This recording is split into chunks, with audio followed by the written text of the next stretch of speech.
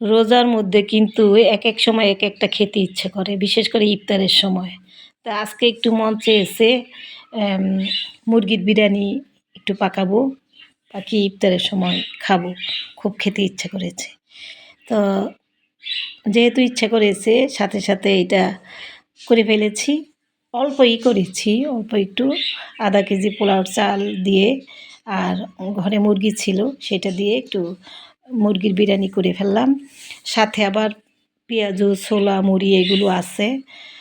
তো একসাথে নাতিদেরকে নিয়ে মিলেমিশে একসাথে ইফতার করবো আর কি। তো সব কিছু এখন রেডি করে রেখেছি। এখন বাজে ৫টা, কত জানি বাজে, মানে আর একটু সময় আছে, আরও ১৫-২০ মিনিট সময় আছে। তো যাই হোক, সবাই ভালো থাকেন, সুস্থ থাকেন, পাশে থাকবেন। আল্লাহ হাফিজ।